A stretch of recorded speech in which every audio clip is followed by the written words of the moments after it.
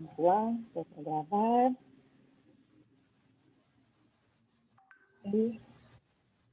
Muito bom. Então, mais uma vez, bom dia.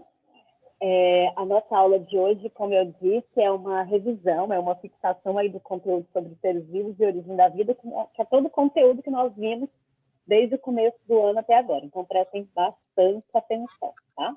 Qualquer momento podem me interromper se quiserem perguntar. O primeiro slide já é sobre a tarefa. Quem abriu a tarefa viu lá que tem esse texto, né? As 5 teorias da conspiração mais bizarras sobre o novo coronavírus. Inclusive, até alguém me mandou mensagem perguntando o que era para fazer na tarefa. Basicamente, vocês vão ler o texto.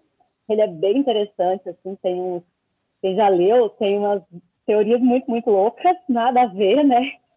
Então, a ideia é que vocês leiam esse texto e consigam identificar no texto as teorias que nós estudamos. Então, nós vimos aí 3 teorias sobre como teriam surgido os seres vivos. Vocês vão tentar identificar como vocês conseguiriam ligar essas teorias a esse texto. Se tem como, se não tem, talvez não tenha como também, né? Não sei, não sei o que vou dizer. E a segunda parte da questão é uma coisa que está muito em alta, que é a respeito das fake news, né? Que é uma coisa que está muito séria. Muita gente está deixando de vacinar porque está acreditando em vídeos do WhatsApp falando que a pessoa vai ter um chip, que não sei o quê. Inclusive, tem até isso no texto. E doenças que estavam erradicadas estão voltando. Tem alguém com um áudio ligado aí. Vamos ligar, gente. Professora, Oi. eu não entendi o negócio. Pode falar. Eu acho que eu desativei o áudio. Eu não entendi o negócio. É para a gente ler o texto, escrever tudo que a gente entendeu de errado no texto, no caderno ou pesquisando na internet? Não. Você vai ler o texto e vai tentar associar o texto com as aulas de evolução, de origem da vida que a gente está tendo. Se tem alguma relação com essas teorias, com as ideias de texto. Por exemplo, lá tem uma parte que fala sobre que o vírus veio do espaço, aí a gente tem aqui a teoria da panspermia, aí vocês vão relacionar os dois, entendeu? E a segunda questão, vocês vão comentar a respeito dos perigos das fake news, principalmente quando a gente está falando de saúde. Que é essa questão que eu estou comentando com vocês, por exemplo, a respeito do perigo da falta de vacinação. Doenças que estavam erradicadas estão voltando, tá? Então, basicamente é isso. Bom, continuando, vamos aqui para o nosso próximo slide. Então, nós vimos que existem 2 teorias. Tem a teoria do criacionismo, tem a teoria do evolucionismo. A teoria do criacionismo seria aquela teoria que Deus criou todas as coisas.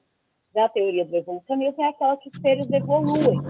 Então, essa teoria do criacionismo, ela trabalha também, né, parte dessas pessoas que acreditam nessa teoria, acreditam também no chamado fixismo. O que é esse fixismo? É uma teoria que diz que as espécies elas são imutáveis, elas não mudam com o passar dos anos, elas ficam sempre do mesmo jeito, que elas possuem origem independente, cada ser já foi feito daquele jeito, e isso foi aceito por muito, muito tempo. Até meados do século XIX, essa teoria foi aceita. Hoje, atualmente, a mais aceita é o evolucionismo, que as espécies evoluem a partir de um ancestral comum. Essas 2 teorias são diferentes, como vocês podem ver, são 2 vertentes que tentam explicar a mesma coisa, a mesma ideia, que é como surgiram os seres vivos. Então, na teoria do fixismo, olha só, os seres, do mesmo jeito que eles foram há milhões de anos atrás, eles seriam até hoje. Já na teoria do evolucionismo, não. Os seres eles foram evoluindo à medida que o tempo foi passando, eles foram se diferenciando até formar toda a variedade de seres que existem hoje. Tranquilo? E aí nós vimos essas 3 teorias, né, do surgimento da vida na Terra. Da Terra não, do surgimento de um novo ser vivo. A teoria da abiogênese, que a vida surge da matéria bruta, ou seja, surge do nada. Lembram lá de como produzir ratos em casa? Teoria da biogênese, que a vida se origina a partir de um outro ser vivo. E nós vimos a panspermia, que a vida veio do espaço, né? Que é aquela outra teoria que eu falei para vocês, que os primeiros seres teriam vindo para cá, chegou aqui, conseguiram se adaptar e sobreviver e tal, né? E como que surgiu, então, se a gente for pensar nessas duas outras teorias, biogênese e panspermia, como teria surgido a primeira forma de vida, né? Se ele surge a partir de um outro ser pré-existente, quem foi esse primeiro ser que existiu? Panspermia, veio do espaço, mas como que ele surgiu no espaço? Então, aí surgiu esse outro problema, que é como surgiu a primeira forma de vida. Tranquilo até aqui? Então tá. Qualquer dúvida, me perguntem. Bom, aí veio o experimento de Red, né? O Red foi aquele que fez aquele experimento, que colocou um pedaço de carne num frasco estampado com gás e o outro destampado. E aí, esse aqui destampado, a mocinha pousou, encheu de larvas, esse daqui não, e aí quebrou essa ideia da biogênese por um tempo. Mas aí, depois disso, veio o surgimento do microscópio. E eles viram micro-organismos e pensaram, como que uma coisa tão pequena pode surgir do nada? Isso não tem lógica, ele tem que ter vindo de algum outro ser. Desculpa, é o contrário, né? Como que esse ser vivo tão pequenininho pode ter vindo de outro ser? O ser conseguiria produzir isso? Ele veio do nada, isso aqui é espontâneo. Voltou de novo a ideia da biogênese. E aí, para resolver esse problema, veio o experimento de Pasteur, onde ele colocou um caldo nutritivo num tubo com um gargalo chamado pescoço de cisne, aqueceu, e aí matou todos os micro-organismos, mas deixou aberto para a entrada do ar. E depois de um tempo, então, os micro-organismos que estavam no ar, eles estavam presos aqui. Aqui ele identificou micro-organismos, mas ele não conseguia passar para cá. E aí, depois de um tempo, ele quebrou isso daqui para provar que não tinha tirado aquela essência da vida, como eles acreditavam, e que o líquido ele era totalmente possível de desenvolver novos seres e que esses seres vinham do ar. E aí, como eu disse para vocês, né, como nós vimos nas aulas anteriores, como é que teria surgido esse primeiro ser vivo, então? A hipótese heterotrófica é a mais aceita. Oparin e Haldane foram os defensores dessa ideia.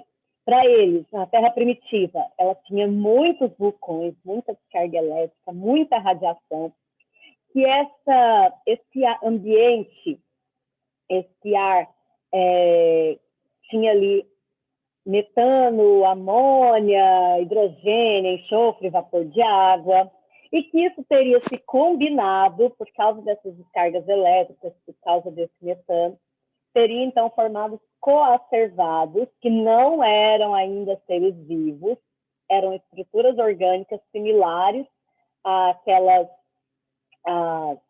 como chama? Fugiu o nome. Aminoácidos, né, que formam as proteínas, e aí esses coacervados associados a RNA teriam sim formado o primeiro ser vivo, tá? E esse primeiro ser vivo, ele era heterótrofo anaeróbio, ou seja, ele não produzia seu próprio alimento e ele não respirava oxigênio. Tranquilo? Super, né? Então, o primeiro ser vivo, ele seria heterótrofo anaeróbio, ele faria fermentação. Isso foi diminuindo a matéria orgânica que tinha no ambiente, já que ele era heterótrofo, já que ele se alimentava dessa matéria orgânica. Foi aumentando a quantidade de gás carbônico na atmosfera. E depois de muitos e muitos anos e muitas mutações, isso teria começado a causar uma mutação em que alguns seres conseguiam fazer fotossíntese.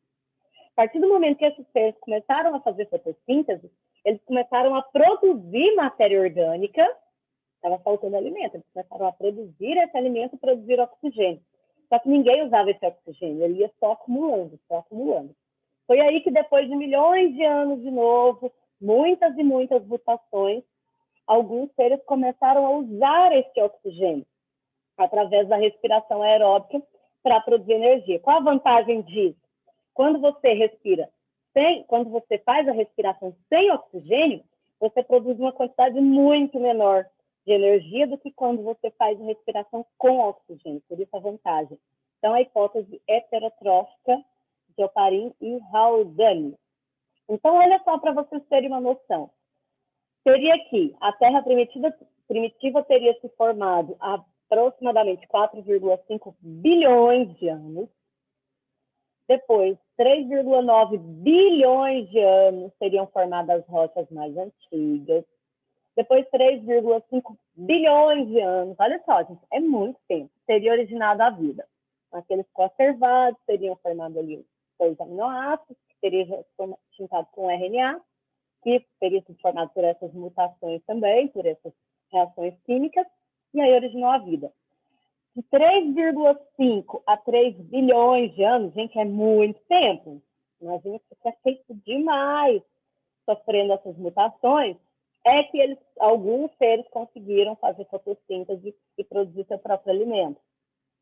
E isso liberando oxigênio para a atmosfera, produzindo matéria orgânica. A partir daí, de 3 para 2,5 bilhões de anos é que teria surgido a respiração aeróbia, ou seja, ele começou a usar esse oxigênio para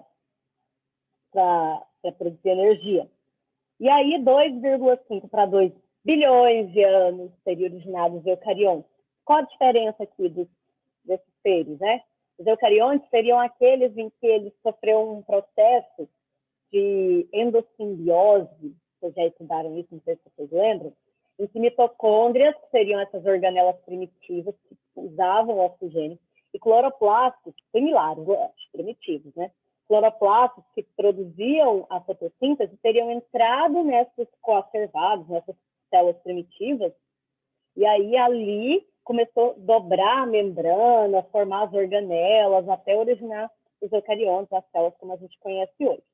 E os animais teriam surgido, então, há 1 bilhão de anos atrás. Vocês viram que é muito, muito tempo daqui para chegar até aqui, né? Quando a gente vai contando a história, parece que é tudo muito rápido, mas não. Foram bilhões de anos para que isso acontecesse. E aí, então, a outra teoria que eu comentei foi a hipótese dos autótrofos, hipótese, na verdade, que o primeiro ser ele já era autotrófico. Ele fazia quimiossíntese. Alguém lembra a diferença de quimiossíntese para fotossíntese? Expliquei semana passada. Não, semana passada não teve aula, né? Na aula passada. Alguém se lembra a diferença de fotossíntese para quimiossíntese? Por que são Fotossíntese é o líquido que transmite a origem da planta, que é o líquido que vai para a planta. Para a planta. E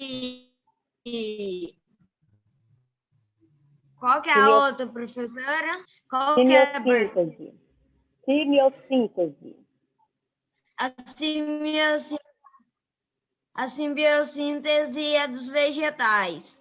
E assim, a fotossíntese é a água que vai para as plantas. Fotossíntese e quimiossíntese são dois processos de produção do próprio alimento. Tanto a fotossíntese quanto a quimiossíntese vai produzir o próprio alimento. Qual que é a diferença? Fotossíntese usa a luz do sol. Fóton vem de luz. Luz solar como fonte de energia para a produção do seu próprio alimento. A quimiossíntese usa energia liberada em uma reação química para isso acontecer, tá bom? E aí produziu essa energia, que teria sido usada, aí sim teriam surgido os heterótrofos, que se alimentariam desses autótrofos, e aí começou a fotossíntese, depois a respiração aeróbica, mais energia. Por que essa teoria não é muito aceita? Porque para ser autotrófico, para conseguir produzir seu próprio alimento, ele tem que ser muito complexo. Então, como que um ser que acabou de surgir do nada é tão complexo a ponto de conseguir produzir seu próprio alimento? Né? Então, por isso que essa teoria ela não foi para frente, não. Certo? Então, olha lá, uma perguntinha para você, já está com a resposta aqui sem graça. Mas vamos lá, vamos analisar ela mesmo assim. Observe a figura e marque a alternativa que está de acordo com a teoria da biogênese. Qual que é a teoria da biogênese? Que os seres surgem a partir de um outro ser vivo. Então, aqui a gente tem lagartas que aparecem no milho. Se eu estou falando da teoria da biogênese, de onde veio essas lagartas? Ela não pode ter surgido por geração espontânea, o grão não transformou em lagarta, nem a lagarta surgiu a partir do apodrecimento do grão, nem veio do espaço, como acredita a panspermia. foram as borboletas que depositaram os ovos e esses ovos viraram as lagartas, tá? Isso se a gente estiver analisando de acordo com a teoria da biogênese. Aqui uma questão que saiu no vestibular da FES Gran Rio. Vamos dar uma olhada também. Cientistas americanos descobrem num meteorito de Marte, que caiu sobre a Antártida, indícios de vida fora da Terra. Entre as razões e dúvidas levantadas por tal fato, ainda sob a luz... Espera que a câmera está tampando aqui e eu posso tirar. Ainda sob a luz das teorias atuais, podemos afirmar que as primeiras formas de vida surgidas no nosso planeta eram... Como seriam essas primeiras formas de vida? De acordo com a teoria mais aceita, como eu falei para vocês, eles eram heterótrofos, utilizavam substâncias que estavam na atmosfera e foram acumuladas nesse mar primitivo para irem se formando. Essa aqui é uma questão do Enem, de 2012. O Enem também costuma cobrar evolução. Eu até passei uma lista de exercícios para vocês, foi só com questões de Enem, justamente para vocês irem entendendo mais ou menos como é que funciona esse tipo de questão. Em certos locais, larvas de moscas criadas em arroz cozido são utilizadas como isca para pesca. Alguns criadores, no entanto, acreditam que essas larvas surgem espontaneamente do arroz cozido, tal como preconizado pela teoria da geração espontânea. Essa teoria começou a ser refutada pelos cientistas ainda no século XVII, a partir dos estudos de Redd e Pasteur, que mostraram experimentalmente que o ser vivo ele é oriundo da produção de outro ser vivo pré-existente, né? Extremamente importante. Aí essa aqui pergunta qual é a resposta incorreta. Para o fixismo, as espécies são imutáveis, sim, eles não mudam. Segundo a biogênese, um ser vivo depende de outro ser vivo, com certeza, né? Agora, olha essa aqui. Para o evolucionismo, as espécies vão sendo melhoradas ao longo do tempo, por isso que eu quero que vocês prestem muita atenção. Estou vendo muita câmera desligada, gente. Vamos ligando aí. Não é regra minha, não. Vocês sabem disso. Olha só, gente. Por que eu não posso afirmar para vocês que, para o evolucionismo, as espécies vão sendo melhoradas ao longo do tempo? Porque, para que aconteça a evolução, acontecem mutações, mudanças no DNA. Essas mutações, elas podem ser benéficas, elas podem ser maléficas, ou podem não ter efeito nenhum. Mas elas acontecem aleatoriamente, elas acontecem ao acaso. Não quer dizer que aconteceu uma mutação, então ele vai ser evoluído. Entenderam o que eu estou dizendo? Pode ser que seja uma mutação ruim, uma causa, por exemplo, um câncer numa célula. Ou pode ser que seja uma mutação boa para aquele indivíduo, que ele se torne mais adaptado àquele ambiente. Por exemplo, vocês com certeza já ouviram falar que quando toma muito antibiótico, fica tomando remédio sem prescrição médica, causa formação das superbactérias, porque as bactérias vão ficar mutantes ali. Provavelmente vocês já ouviram isso. O que acontece na verdade? Olha só. O remédio, ele mata as bactérias, certo? Só que as bactérias, naturalmente, sofrem mutações. São na célula, no ser vivo. Pode ser que numa dessas mutações formou uma bactéria que seja resistente àquele antibiótico, aleatoriamente, no meio de várias outras mutações que aconteceram. Aí o remédio vai matar as outras bactérias, mas aquela bactériazinha, ela não vai morrer, ela vai ficar viva. E aí ela vai começar a reproduzir, já formar outras bactérias iguais a ela. Qual a consequência disso? Aquele remédio não vai mais fazer efeito. Então, por isso que você tem que tomar o remédio do jeitinho que o médico passou, na dose que ele passa. Por quê? Porque a chance de eliminar todas as bactérias e não sobrar nenhuma ali que seja mais resistente é maior. Porque você, se ficar tomando sempre, pode fazer esse processo de seleção ali e deixar uma bactéria mais resistente. Então, existem hoje superbactérias que remédio, que antibiótico nenhum consegue combater. E leva à morte mesmo. Por quê? Justamente por isso. Porque vai selecionando. Não necessariamente o remédio causou aquilo. Entendam a diferença, tá? Isso acontece, por exemplo, com pragas, por exemplo, né, inseticidas. Então, assim, remédio pode causar uma mutação? Pode. Por exemplo, quando a gente fala de a questão do sol, né? Existem fatores externos que causam mutações. Se você ficar tomando muito sol, pode dar um câncer de pele, mas não necessariamente o remédio causou a mutação que deixou a bactéria mais resistente. Isso é mito, cuidado, o remédio seleciona, ele mata as bactérias e se por acaso alguma tiver ficado resistente, ela sobrevive, reproduz e continua reproduzindo, tá bom?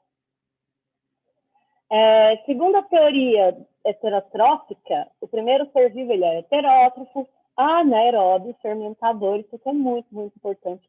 Não esqueçam, anotem aí.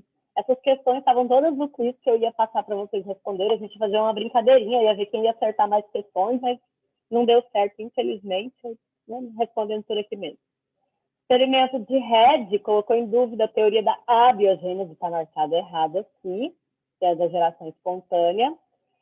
E aí a gente falou também sobre o que é o ser vivo. Vocês lembram disso aqui que eu falei para vocês? Todo ser vivo ele é formado por células. As células possuem metabolismo próprio, possuem material genético, têm a capacidade de reproduzir, sofrer mutação e evolução e responder aos estímulos do ambiente. Tudo isso aqui são requisitos para a gente considerar os nossos seres vivos. Então, os nossos seres vivos eles são divididos em 5 reinos hoje. Reino Monera, Plantae, Animalia, Fungi, Protista. Reino Monera são as bactérias, plantas, animais, fungos, protozoários e algas. Aqui nós temos 2 tipos diferentes de células.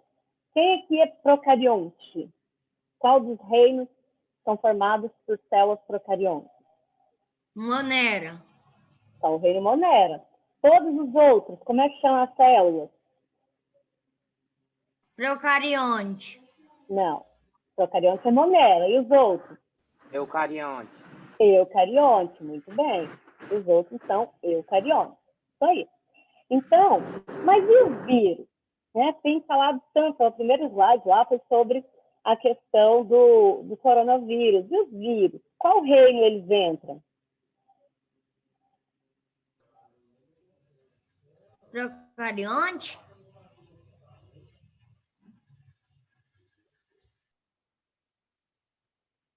Alguém? Qual é o reino dos vírus? Monera? Nenhum. Os vírus não entram em nenhum reino.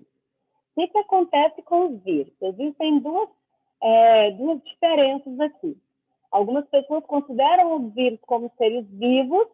Por quê? Porque eles têm ácidos nucleicos, porque eles têm proteínas, porque eles conseguem reproduzir, não sozinhos, mas conseguem, porque eles sofrem mutação e evolução. Mas, ao mesmo tempo, eles não têm metabolismo. Então, eles são considerados seres acelulares, eles não são considerados células verdadeiras. Olha aqui, metabolismo próprio. Eles conseguem reproduzir, mas se eles estiverem dentro de uma célula. Ele engana a célula para produzir novos vírus. Então, ele não tem metabolismo próprio. Ele não consegue reproduzir sozinho. Então, ele precisa de um hospedeiro, professora. Sim, ele é um parasita intracelular obrigatório. Por isso, ele não entra em nenhum reino. E é interessante quando a gente fala de ácidos nucleicos de vírus, porque normalmente os vírus eles podem ser de DNA ou RNA. Raramente tem um vírus com os dois. E para o metabolismo funcionar ali, o DNA tem informação, o RNA copia aquela informação, traduz, transforma isso em proteínas. Ele não tem todo esse metabolismo, essas organelas para conseguir fazer isso. Por isso que ele não é considerado uma célula. Ele é considerado um ser vivo acelular pela maioria dos estudiosos, tá? É interessante, quando a gente fala, por exemplo, da questão dos vírus, é que tem, por exemplo, vírus de RNA, eles são chamados de retrovírus. Esses retrovírus têm uma enzima, olha só para vocês verem, ele é complexo. Ele tem uma enzima chamada transcriptase reversa, que quando ele entra na célula, essa enzima converte o RNA em DNA. Esse DNA ele vai servir de molde para formar outros RNAs virais. E aí, gente, e muito mutagênico, alguns vírus são extremamente mutagênicos. Vírus da AIDS, por exemplo, por isso a dificuldade de produzir um remédio, uma vacina contra eles, porque eles vivem mudando. ele é um retrovírus, por exemplo, né, de RNA, e, inclusive o teste ELISA, ele é feito para detectar retrovírus. É muito comum a pessoa vai fazer o teste para ver se está com AIDS e dá positivo, mas não está com AIDS de verdade. Por quê? Porque às vezes tomou uma vacina de um outro retrovírus, e aí, inclusive, algumas vacinas eles pedem, não faça o teste por enquanto, porque ele detecta retrovírus. Então, são bem parecidos, mas eles sofrem essas mutações e evoluções. É o que a gente está percebendo com o coronavírus agora, né? As variantes aí são alterações no genoma, são mudanças nesse genoma, estão passando para frente, e aí estão provocando todo esse problema aí dessa segunda onda, que está pior ainda que a primeira, porque ele é mais contagioso que o outro, né? Está sendo mais letal também, está matando mais gente. Professora? Oi. Será que tem alguma vacina que pode, tipo, tirar o vírus do corpo, puxar ele para fora ou não? Não. Vacina para o seu corpo produzir os anticorpos e seu corpo defender caso adoeça. A vacina não é tratamento. A vacina é prevenção. Você tem que tomar antes de adoecer, tá?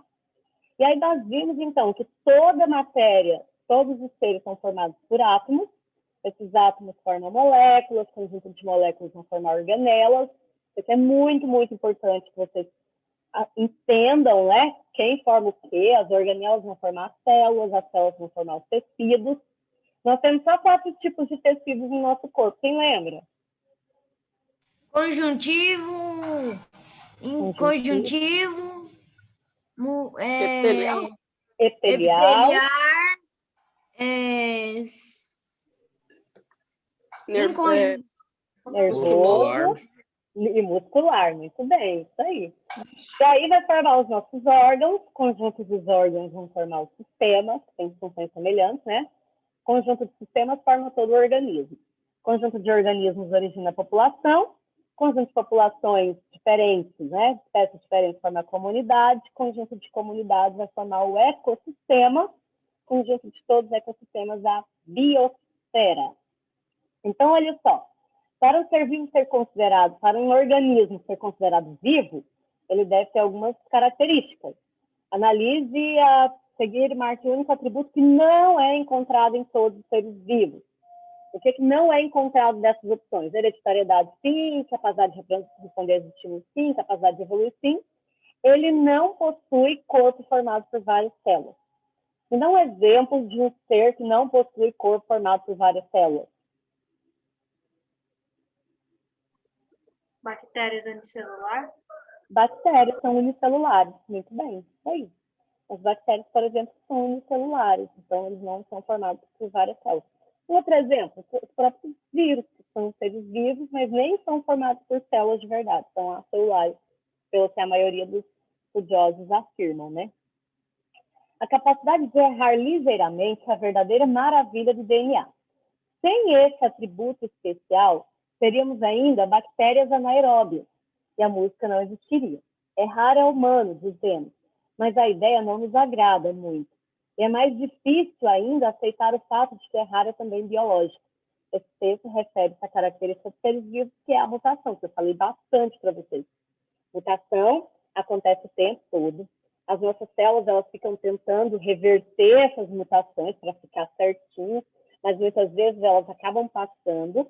Essas mutações podem ser benéficas, porque vai tornar o organismo mais adaptado, não porque ele quis, mas porque aconteceu, né? Podem ser maléficas, pode causar a formação de uma proteína defeituosa, por exemplo, e causar uma doença, ou podem ser nulas, não faz diferença nenhuma, porque tanto faz, né? Porque às vezes a mutação acontece porque trocou só uma base, e aquela base forma o mesmo aminoácido, vocês vão ver isso mais para frente, então não vai ter diferença nenhuma, tá? A gente vai falar mais sobre isso depois. Quais as características dos seres vivos que são ausentes nos vírus? A presença de células e o metabolismo próprio, né? Eu falei tanto para vocês a respeito disso, que ela não tem esse metabolismo próprio. Em quais níveis de organização encontramos agrupamentos organizados de tecidos? Conjunto de tecidos forma? Conjunto de tecidos forma o quê? Forma Uma forma... Gente, conjunto de tecidos forma o quê? Uma célula? Pabline, conjunto de tecidos forma o quê, Pabline?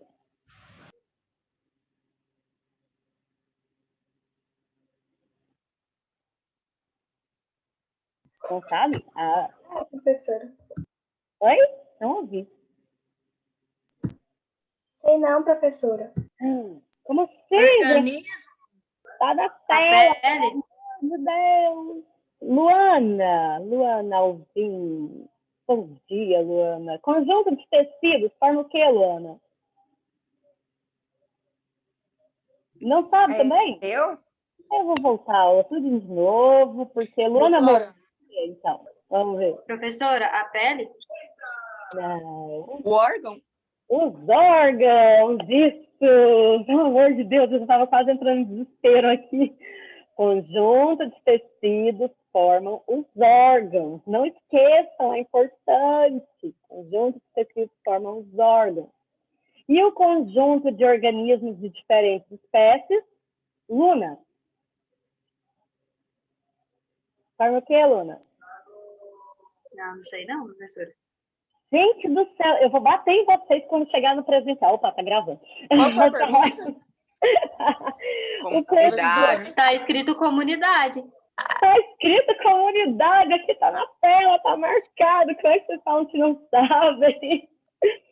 Conjunto de organismos de diferentes espécies vai formar a comunidade. Pelo amor de Deus, né? Não vamos errar isso aqui. E todo mundo assinou no bate-papo? Sem ninguém. Vamos. Pessoal, eu vou abrir aqui, parar de gravar.